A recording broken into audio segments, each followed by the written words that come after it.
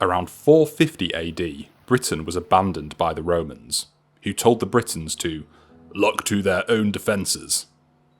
In their wake, they left an island rife with intertribal wars, religious upheaval, and bloody invasions. What we once called the Dark Ages, basically. Invasions came particularly fierce from the tribes inhabiting modern-day Scotland and Ireland, who, as Gildas put it, emerged like worms, with an avidity for blood. Oh yeah, typical worm behaviour. It was amid this supposed chaos that bands of heathen warriors began to land on British soil, in what tradition calls Eventus Saxonum. According to Gildas and later Bede, these were the Germanic Saxons, Jutes and Angles, who came from what is modern-day northern Germany and Denmark. They were apparently given land to help against these invading Scots and Irish, but while initially defending against these groups, they soon turned from allies to invaders. Roman cities crumbled, high crosses were erected in the landscape, and Germanic languages and customs took root. It left Britain with a diverse system of Anglo-Saxon and Celtic kingdoms, and the birth of what would eventually become England.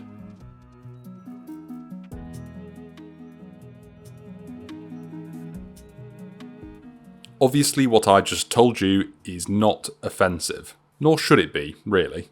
It is the classic, though probably quite dubious story of the Anglo-Saxon invasion. Whether or not it was an invasion or a simple settlement, as Wikipedia calls it, has been highly debated. Originally, it was assumed that flocks of Anglo-Saxon invaders violently colonised the shores of Britain, but by the late 20th century, the prevailing theory was that only a handful of elites held power over a primarily Romano-British and Celtic majority. However, in recent years, DNA analysis has all but confirmed that lots of Angles and lots of Saxons did indeed settle in England. A 2022 study found that up to 47% of English DNA potentially originated from Anglo-Saxon people. And in remains from Eastern England, the proportion of Saxon ancestry may be as high as 76%.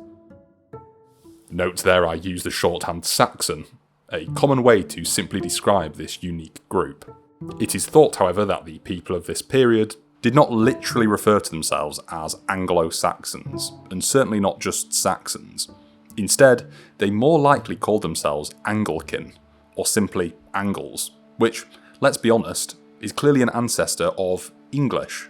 The term Anglo-Saxon appears only a handful of times pre-1066. That's the Norman invasion, for anyone who doesn't know. This was usually in Latin, and the earliest known use of the term was by the Italian monk Paul the Deacon in the late 8th century to separate them from the continental Saxons. But do take note again that distinguishing between groups has always been a useful thing for historians. In short, there is a somewhat confusing argument that has bubbled up in the universities, the idea that Anglo-Saxon is a deeply offensive term. One that helps people identify with a culture of colonial racial dominance and fascist ideas. One of the main proponents of this, Dr. Francine Trembron, went as far as to call Anglo-Saxon a racist dog whistle. Whoa, what? They aren't words I usually use on this channel, and they are controversial to say the least. Though my channel is only a year old, so who knows what direction it might take. Believe it or not, this theory has grown quite common, and has led to arguments across several big institutions. This has made the once innocuous term a bit of a landmine, depending on who you talk to. And obviously, this is a serious issue for anyone wanting to actually discuss the early medieval period in Britain. Hello everybody, you meet me here in Kirkhamerton, which is, beyond all expectation, one of the nicest villages I've ever been in. And this, right here, is a surviving Anglo-Saxon tower.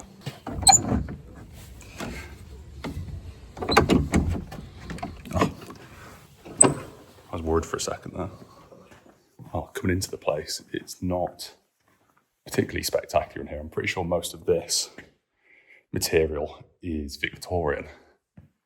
But you swing around from that lovely stonework there to this nice, rough Saxon masonry.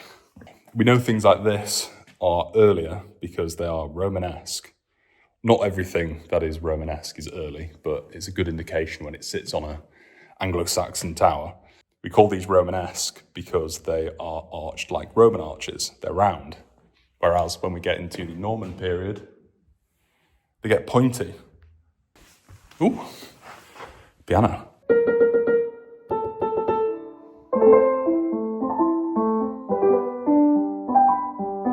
Add to that some of these churches have fabric going back to the more pagan eras when people were building hogbacks and things like the Loki stone. This right here is an Anglo-Norse cross, or the shaft of anyway. And this little figure right here, which I can touch because it's in a church, is meant to be Loki. And, well, it is in and of itself a bit of a mystery. Which is precisely why the term Anglo-Saxon makes so much sense. Because we're talking about a culture that we don't fully understand, and a culture that needs researching. Things like that are distinctly Anglo-Saxon. Not early medieval, definitely not high medieval, but of a very specific kind of people who built things like that in very specific places, in very specific ways. Because the Anglo-Saxons had their own history, their own material culture, their own written script, their own religion, their own total war game, and so on. Now, I don't want to be a clickbait alarmist here, just because a few universities and oddballs had a knee-jerk reaction to what is essentially just a theory, that doesn't mean it is a widespread phenomenon. And obviously, the UK press, who love the ongoing culture war, had a field day with it. Outside these small pockets, the use of Anglo-Saxon actually thrives, from TV shows and video games to information plaques and books. It's especially big online, if you haven't noticed.